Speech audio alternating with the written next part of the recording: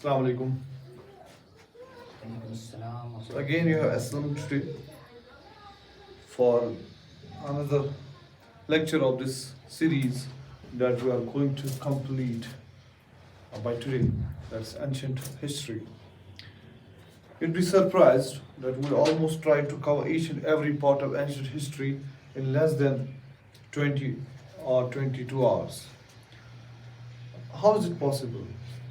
It was not possible because if we analyze history for JKPSC or UPSC, it almost takes more than 100 hours to cover ancient part only. But we try to do it in very compact time frame. What we try to do in this lecture series, we try to cover each and every book from where questions have been asked, can be asked in future exams. We try to remain content specific. We did not digress ourselves so much that हमें उतना याद रखना पड़े जितनी हमें आवश्यकता या ज़रूरत नहीं है. इस एग्ज़ाम का सबसे बड़ा रहस्य यही है. The biggest success of this examination is to learn how to read. तो थोड़ी सी experience जो over the time what we had gained so far in the examination, we try to build upon that experience this lecture series.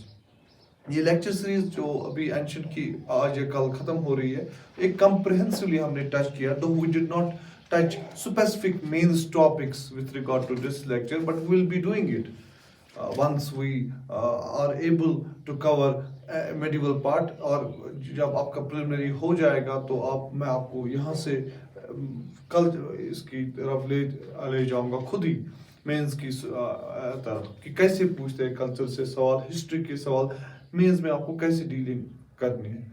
तो ये चीज़ आप मान के चलिए कि ये जो लेक्चर सीरीज़ है या आपको एक कंसोलिडेटेड व्यू पॉइंट से हमने यहाँ स्टार्ट की. इसमें आपका यूपीएससी भी सवालात कवर हो सकते हैं, कॉन्सेप्ट्स कवर हो सकते हैं. ऐसे ही जेके सीसीई कंबाइंड कंप्यूटर एग्जाम्स के सवालात और कंसेप्ट दोनों कवर होंगे. तो और तीसरा जो एसएसबी की अगर उनने एंशिएंट पूछा तो इसमें एक कम्प्रिहेंसिव फ्रेमवर्क डेवलप हो सकता है. But this needs to be complemented or this needs to be collated with another set of information that will be in the form of MCQs. क्योंकि उससे आपको क्रिटिकलिटी डेवलप हो जाएगी. जब उससे क्रिटिकलिटी डेवलप तो आपको अपनी जो पढ़ाई में लूप होल्स नजर आना स्टार्ट हो जाएगी कि मेरी पढ़ाई कहाँ पे कमजोर है. अदरवाइज आप कंप्लेसेंट हो जाएंगे. तो मैंने अभी तक MCQs इसलिए नहीं कराए बिकॉज आपके पास अभी एक अंडरस्टैंडिंग, एक कम्प्रिहेंसिव अंडरस्टैंडिंग एंशिएंट हिस्ट्री की नहीं थी. You often tend to forget the things if you do not understand history in proper continuum. तो हमने उसी लूप होल को देखा. हमने बाकी लेक्चर सीरीज भी देखी जो यूट्यूब पे अवेलेबल थी. वहाँ मुझे सबसे बड़ा यही बिगेस्ट लूप होल देखा कि वो बोर्ड पे लिख के आते MCQs 1000 और उनका कन्वर्जन रेट 1% भी नहीं होता. मीन्स अगर वो 1000 MCQs कराए तो 10% के 10 क्वेश्चन भी आसपास ऐसे उनमें इसमें नहीं आते. ना ही आपके एसएसबी एग्जाम्स में, ना ही आपके जेकेपीएससी एग्जाम्स, तो यूपीएससी की तो बात ही नहीं है. जब तक आप एक कंप्रिहेंसिव फ्रेमवर्क डेवलप ना करें, एक अंडरस्टैंडिंग डेवलप ना करें सब्जेक्ट के बारे में, आपकी नॉलेज, आप कितने भी MCQs करो, आप कितनी भी डिस्क्रीट नॉलेज आप करो, वो फिर भी अधूरी रह जाएगी. That would be hard. वो हमेशा अधूरी रहेगी. क्यों? जब हम किसी कॉम्पिटिटिव एग्जाम में बैठते हैं और हमें क्वेश्चन हमें देता है तो it's not possible that we will be knowing each and every bit of that paper. उस क्वेश्चन का each and every bit it's not possible कि हमें हर कोई चीज पता होगा. अगर हम एक स्पेसिफिक इंफॉर्मेशन, स्पेसिफिसिटी के साथ यहाँ से प्रिपरेशन स्टार्ट करें, MCQs को ध्यान में रखें, इसमें इतने MCQs करे मैंने, मगर जरूरी नहीं है ना एग्जामिनर उन्हीं MCQs में आपको सवाल पूछेगा. एग्जामिनर के पास एमसीक्यूज अगर बुक होगी तो जरूरी नहीं है ना आपने उस बुक से एमसीक्यूज किए होंगे, मगर इतना तो तय है ना कि एक हिस्ट्री के जो सिलेबस है वो उसी में देखेगा कि मैं कहाँ से एमसीक्यूज उठाऊं। इतना तो सर्टन है ना सिलेबस पे के पोर्शन पे, उसको पता है कि मुझे एमसीक्यूज कहाँ। तो इसलिए टॉपिक कवर करके फिर एमसीक्यूज करना वो ज्यादा अच्छी स्ट्रेटजी है, ताकि आपको डेवलप, ताकि फिर एग्जाम में अगर किसी चीज की इंफॉर्मेशन, किसी एमसीक्यू की इंफॉर्मेशन आपको पता नहीं है, but you can use other information जो आपके उस कोर एरिया से हट के थोड़ा बहुत अलाइन इंफॉर्मेशन जो उसके साथ बातें जो अगर 4 ऑप्शंस दिए हुए हैं एमसीक्यूज के, अगर आपको राइट ऑप्शन नहीं पता है, बट क्या ये तो हो सकता है ना कि उन 3 ऑप्शंस को आप सही तरीके से एलिमिनेट कर सकते हैं बाकी इंफॉर्मेशन लगा के। तो ये एक डेवलपमेंट करनी होती है this can not be done overnight, this has to be developed जब आप एक कंसेप्चुअल बिल्डिंग स्टार्ट कर। अगर आप ये सोचेंगे हम स्लैब पहले डालेंगे फिर जाके प्लिंथ देंगे, तो this would be a fool's advice and this would be what, ये तो हमारे पास एडवाइजेबल नहीं है। ऐसी strategy is going to be it's a bad strategy and it's destined to get fail because of this strategy. तो हम proper plinth establish करके फिर जाके पहला स्टोरी, फिर जाके उस पे स्लैब, फिर सेकंड स्टोरी, फिर उस पे स्लैब, जितनी आपको ऊपर जाना है इसी लेवल का, इसी तरह आपको भी सोचना है कि मेरा प्लिंथ स्ट्रांग होके फिर जाके मैं सोच सकता हूँ कि फर्स्ट स्टोरी के बारे में, सेकंड स्टोरी के बारे में, या फिर जितनी भी स्टोरीज आपको, ऐसा ही आप सोचिए। आप ऊपर से ना आए, आप थोड़ा सब्जेक्ट, अगर आपको 15 दिन ज्यादा लगेंगे, मगर एक view point, comprehensive view point आपके पास डेवलप हो जाएगा।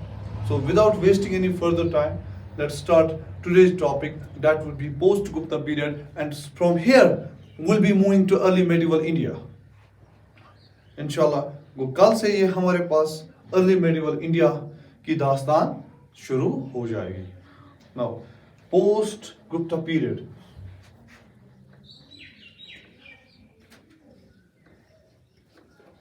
पोस्ट गुप्ता पीरियड में सबसे इंपॉर्टेंट है आपको क्रोनोलॉजी कि गुप्ता पीरियड के आसपास कौन कौन से, इसके बाद कौन कौन से किंगडम्स या एम्पायर्स जो रूल कर रहे थे। और ये सवाल इसी को बेस बनाते हुए पोस्ट गुप्ता पीरियड में, क्योंकि इसमें साउदर्न किंगडम्स भी है, नॉर्दर्न किंगडम्स में, और उसी को एक्सप्लॉइट किया यूपीएससी ने, और 2021 में क्वेश्चन पूछा कि पोस्ट गुप्ता पीरियड में कौन कौन से जो नीचे दिए ऑप्शंस में कौन कौन सा प्रेजेंट था।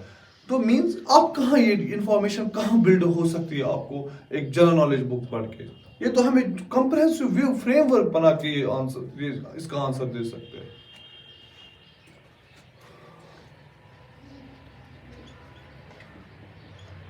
दो रीजन है, नॉर्दर्न रीजन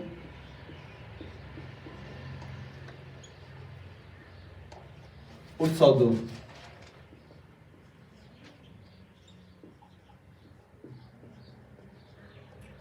आप खुद बता सकते हैं नॉर्थ में कौन थे प्रेजेंट पोस्ट गुप्ता, ये तो आपको पता है। पहले ही Guptas of Magadha means later Guptas, हालांकि अवंती बी चंद्रगुप्त सेकंड ने ट्रांसफर की थी कैपिटल, मगर हम वापस आते हैं मगधा में जो गुप्ताज थे वो पोस्ट गुप्ता पीरियड में थे, जैसे देवगुप्ता, गुप्ताज ऑफ मगधा।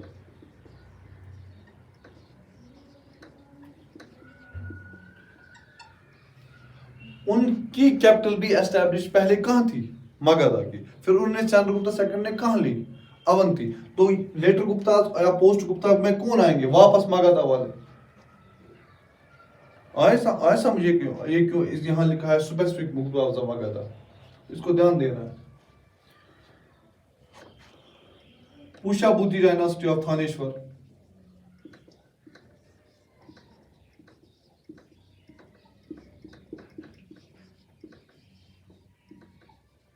से आपको एक क्रोनोलॉजिकल ऑर्डर सेटअप हो जाएगा।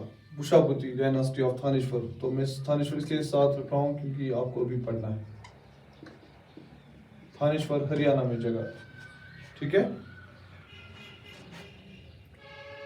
मुखारीज ऑफ कनौज, अभी आप देखेंगे ये दोनों हमें पढ़ने हैं. मुखारीज ऑफ कनौज.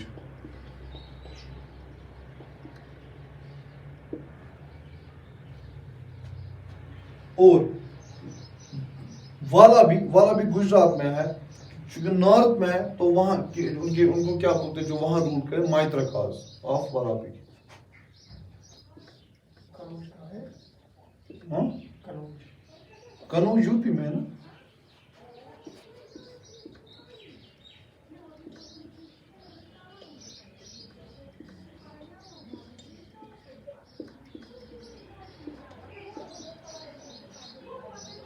सदर में जब हम बात करेंगे, it would be Chalukyas of Vatapi.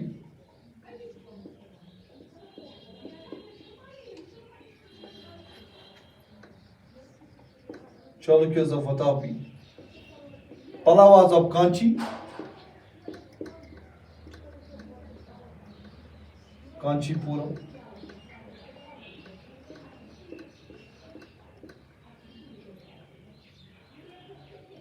और Kadambas of Banvasi.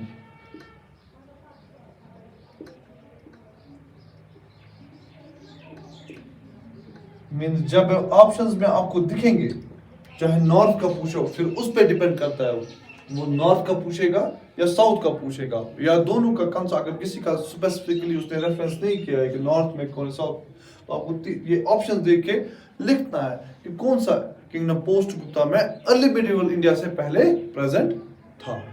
ठीक है, तो इनमें से हमें कौन सी पढ़नी है? हमें पढ़ना है हर्षवर्धन डायनास्टी नॉर्दर्न में. और वो कहाँ से आएगी? वो तो कुशावतीज थे. वो कैसे हर्षवर्धन डायनास्टी बनी वो हमें देखना. और वो कनौज तक कहाँ से पहुंची वो भी हम अभी देखेंगे. ये तो हमें नहीं पढ़ना है. और यहाँ से ये दोनों कल्चरली बहुत ही ज्यादा इंपॉर्टेंट है, तो इनका हम थोड़ा बहुत पढ़ेंगे. यहाँ से जो भी आप अर्ली मेडिवल इंडिया, ज्यादातर हम उनके कल्चरल पॉलिटिकल एस्पेक्ट से ज्यादा कल्चरल एस्पेक्ट पढ़ेंगे, because they are culturally very rich. अगर आप उनका पॉलिटिकली कुछ इन्फ्लुएंस होगा या पॉलिटिकल सिग्निफिकेंस होगा या social significance, will be covering that too, but ज्यादातर डोमिनेशन किसका रहेगा? कल्चरल इन्फ्लुएंस पे. ठीक है, आई होप दैट आपने ये कॉपी किया हो. Should we wrap it?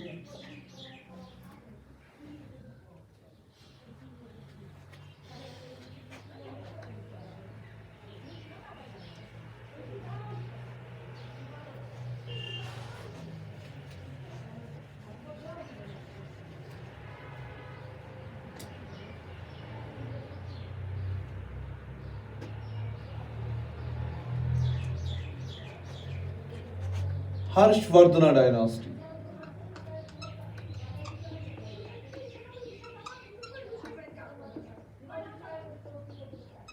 Post Gupta है तो मींस 6th सेंचुरी एडी के आसपास होगी.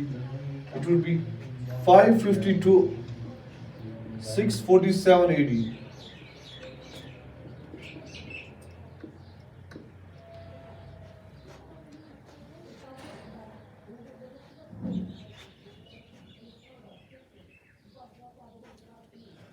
देखो हर्षवर्धन किस डायनास्टी को बिलोंग करता था, मैं दिखाऊंगा.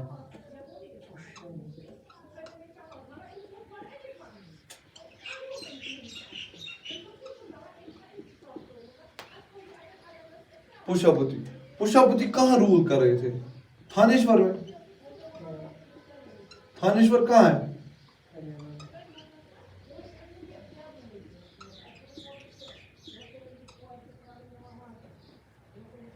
हमें इसके बाप दादा को कुछ नहीं करना है, क्योंकि हर्षा का रोल ज्यादा इंपॉर्टेंट है, तो हमें उस पे हम पुष्यभूति. तो थानेश्वर में ये कनौज, हर्षवर्धन कनौज कैसे पहुंचा? ये जो रूलर ऑफ बंगाल था शशांका, उसने की थी हर्षवर्धन की बीवी ने बहन को उसने किडनैप किया था. उसका नाम क्या था? राजासूरी. किसको किया था किडनैप? शशांका ने. शशांका ने कहा?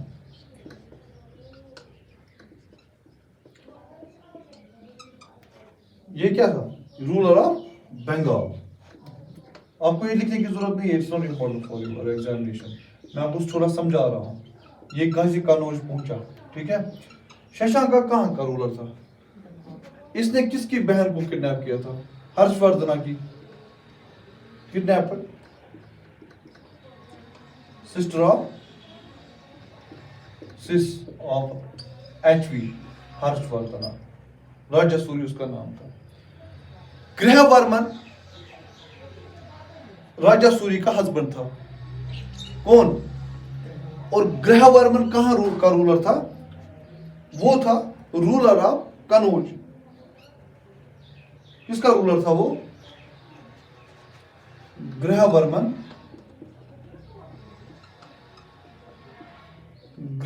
कहां का रूलर था?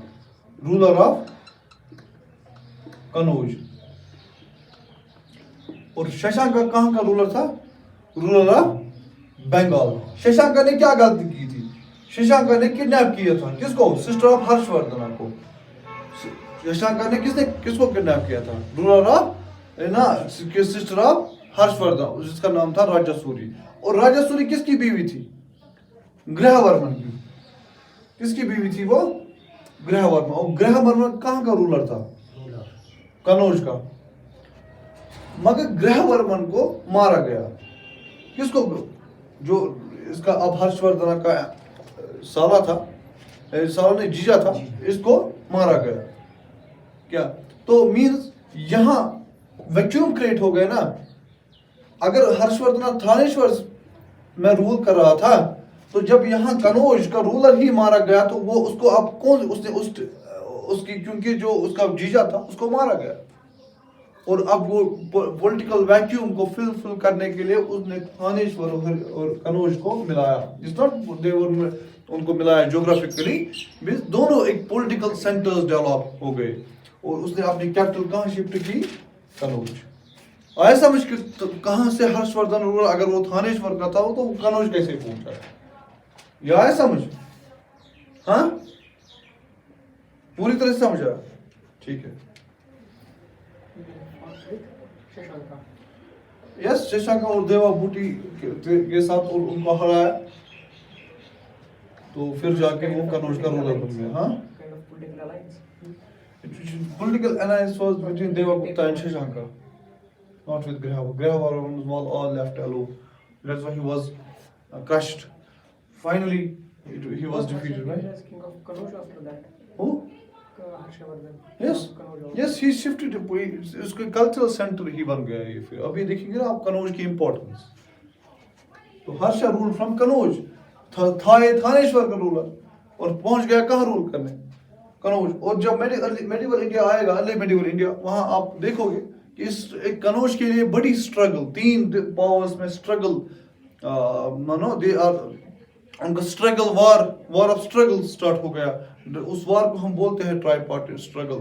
एंड दोज 3 किंगडम्स कौन से दो आपके एग्जाम के लिए ज्यादा इंपॉर्टेंट बनते हैं, तो हम उसी वक्त डिस्कस करेंगे, ठीक है।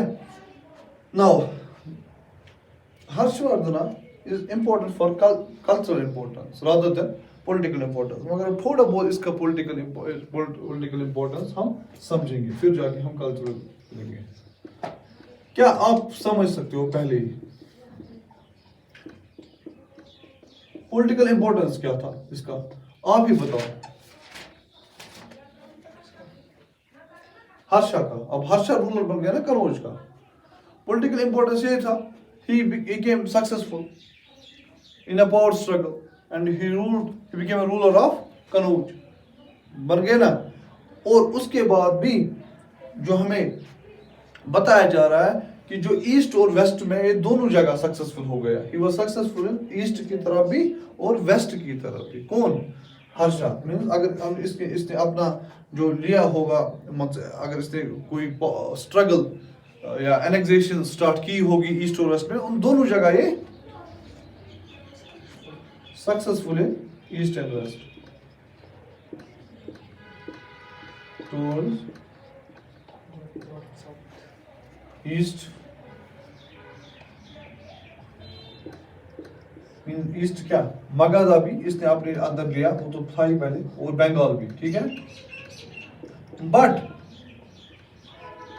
What about south? checked by Chalukya. इसने साउथ की तरफ से भी इसने कोशिश की थी साउथ की तरफ से भी अपने किंगडम्स को एक्सपेंड करने के लिए, मगर जो ही इसने नर्मदा क्रॉस किया, his attack was checked by Cholakya Vatapi ruler Pulkasin II. वो साउथ में इसको चेक किया किसने? पुलकेशिन II ने। किसने? जो ग्रेटेस्ट रूलर ऑफ चोलाकिया डायनास्टी था। मैं समझ पुलकेशिन II ने इस कहा जो ही हर्षा ने साउथ को क्रॉस किया, नर्मदा क्रॉस करने की कोशिश की, और वहां से पुलकेशिन II ने उसको वहां से रोका, नहीं बस भाई यहां से आगे मैं एक खतरनाक रूलर हूं, आप इसके आगे नहीं जा सकते। ये समझ आया आपको? हाँ, now let's move to importance of Harsha's rule. Importance West में कौन से? वेस्ट में, not west, it was east, sorry. West में तो पहले था ना थानेश्वर, और वेस्ट हम बोल सकते हैं, वेस्ट और ईस्ट को जोड़ा, थानेश्वर को जोड़ा किसके साथ? कनौज के साथ। और ईस्ट में ये सक्सेसफुल हो गया, मगध से हटके कहाँ भी, बंगाल पे भी सक्सेसफुल हो गया। और साउथ की तरह इसने कोशिश की थी जाने की, बल Pulakeshin II, the greatest ruler of the Chalukyas of Vatapi, हाँ, चेकड हिम, उसने उसको नर्मदा को क्रॉस करने नहीं दिया। एंड ये हमें कौन ये डिटेल बताता है? पुलकेशिन का जो कोट पॉइंट था, जो उसका जिसने उसकी प्रसिद्धि लिखी, रवि कृति उसका नाम है, will be saying it in Chalukyas में, आपको बता दूंगा उसके बारे में थोड़ा कुछ, तो मगर फिलहाल आप इतना याद रखेंगे, ठीक है? हम इंपॉर्टेंस पढ़े अब। ये इसमें क्वेश्चन बन ही नहीं सकता है, तो इसमें इसलिए मैं I am going fast here. अब जहां जो मैं अभी पढ़ाने वाला हूं, तो उस पे क्वेश्चन बन सकता है, अच्छा चांसेस है इंपॉर्टेंस इसके रूल की।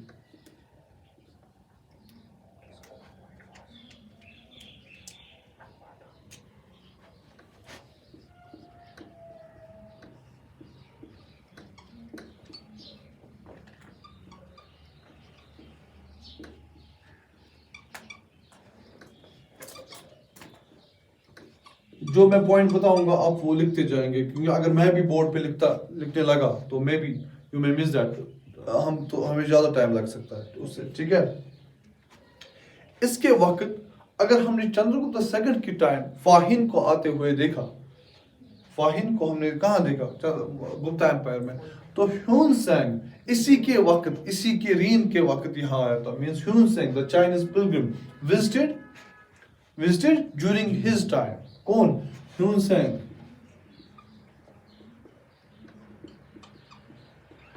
आठ साल यहाँ रहा। कब आया वो?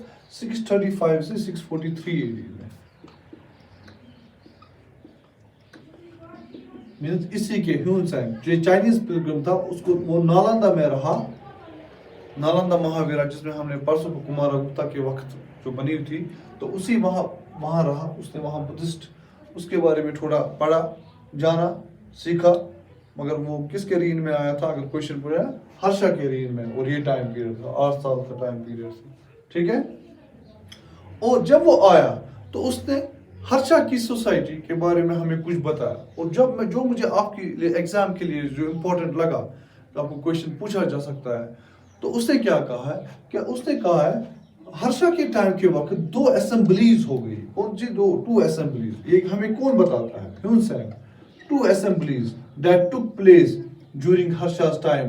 कौन सी 2 assemblies है? एक है कनौज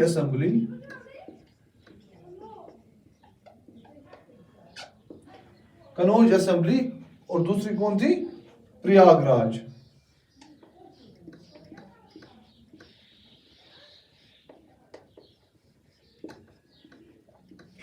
और कनौज की क्या इंपॉर्टेंस है और प्रयागराज की क्या इंपॉर्टेंस है?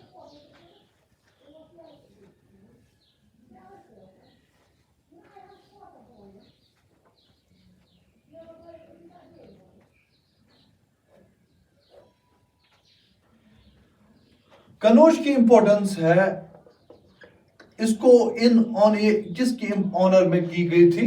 ह्यून सेंग के ऑनर में। किनके? In honour of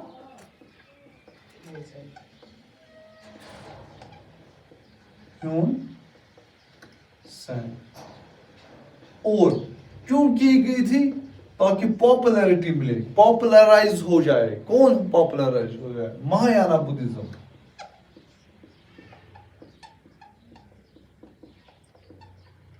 Mahayana Buddhism, ठीक है। ये स्टेटमेंट बेस्ड क्वेश्चन बन सकता है। The Kannauj assembly held during the times of Harsha was important. फिर दो ऑप्शंस आपको इन दो स्टेटमेंट्स दे सकता है वो सवाल, तो वो दो स्टेटमेंट्स पे आपको आंसर देना है, ठीक है।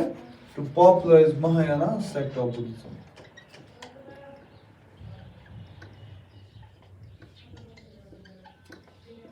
और प्रयागराज क्यों इंपॉर्टेंट है? हर्षा के टाइम हर 5 साल के बाद रिलीजियस फेस्टिवल्स को क्या रिलीजियस फेस्टिवल्स के ऑनर में 5 साल के बाद एक असेंबली हुआ करती थी। और वही असेंबली ह्यून से के वक्त कहाँ पे हो गई? प्रयागराज में।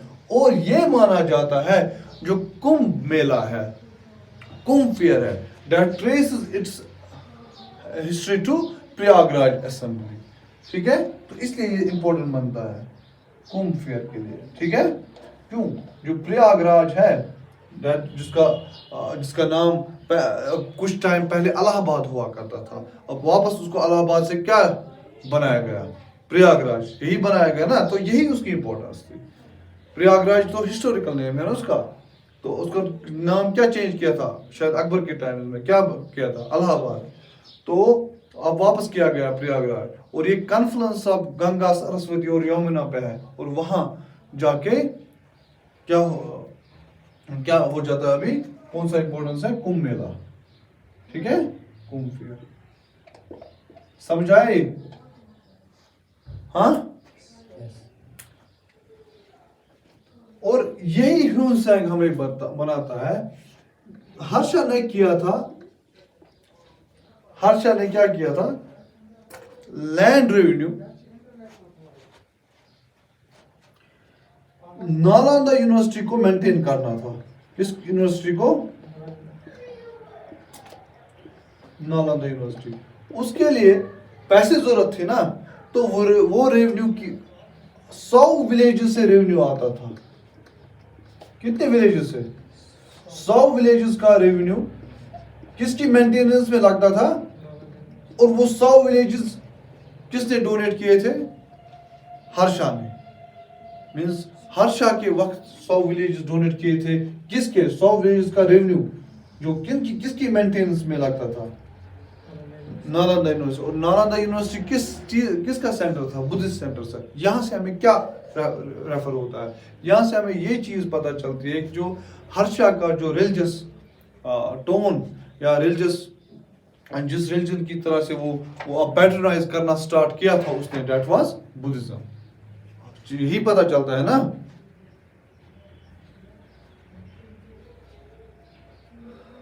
ये हो गया।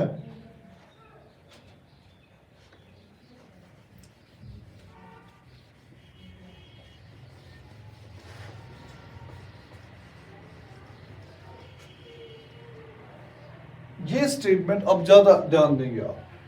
हर्षा खुद बहुत ही इंपॉर्टेंट पॉइंट था। क्या था? बहुत ही important point. He means Harsha, he was himself great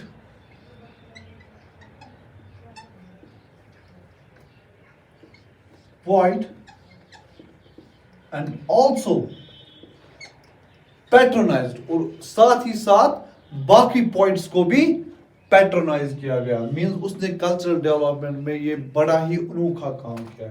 he was himself a great point और a great dramatist, but also he also patronised various others as well, ठीक है ना? And also patronize others. What point? It does not mean what जो फिर point क्या हमेशा सिर्फ point ही का काम करता है। आप जाके कल ऑफिसर होंगे, that does not mean कि आप पॉइंट नहीं हो सकते। आप ज्यादा अच्छे पॉइंट हो सकते हैं, है कि नहीं? मीन्स क्योंकि आप पॉइंट्स का कंट्रीब्यूशन कल्चर की तरह जो पॉइंट्स जो पॉइंट्स होते हैं वो किसकी तरह कंट्रीब्यूट कल्चर को कंट्रीब्यूट करते हैं ना, तो ये इसलिए इम्पोर्टेंट है अदर पॉइंट्स। और हर्षा का कंट्रीब्यूशन देखिए और ये जाके इम्पोर्टेंट क्वेश्चन बनता है। हर्षा's कंट्रीब्यूशन 3 बुक्स और एक ही हमें पता होती है जिसकी वजह से फिर हम बाकी 2 भूल जाते हैं। और 3 क्या थी? रत्नावली, सिर्फ हमें रत्नावली का पता होता है और कुछ नहीं पता होता है। दूसरी कौन थी? नाग आनंदा, नाग आनंदा। और तीसरी क्या थी? प्रियदर्शिका।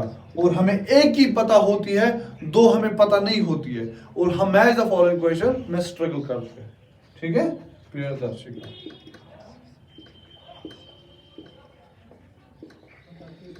Yes. और yes, he is himself. और जिस इसने पैटर्नाइज किया था सबसे ज्यादा इंपॉर्टेंट है वहां बानाबटा। किसको किया था पैटर्नाइज? हर्षा ने, बानाबटा ने। बानाबटा ने एक तो हर्षा की बायोग्राफी लिखी जिसका नाम था हर्षा चरिता। क्या नाम था? हर्षा चरिता। Charita means biography. और किसकी बायोग्राफी? हर्षा की। और उसने दूसरी कौन सी लिखी थी? कदम्बरी। और इस दूसरी का हमें पता ही नहीं होता है। कदम्बरी क्या है?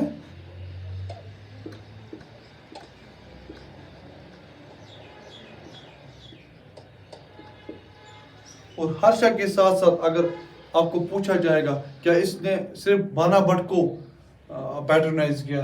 नहीं, दूसरा जो था मयूर भट्ट। कौन था?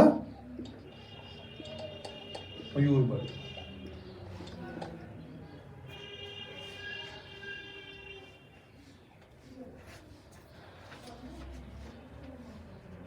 हो गए?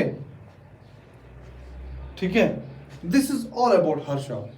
What I found very significant and what I found very important for your examination, I tried to cover those points.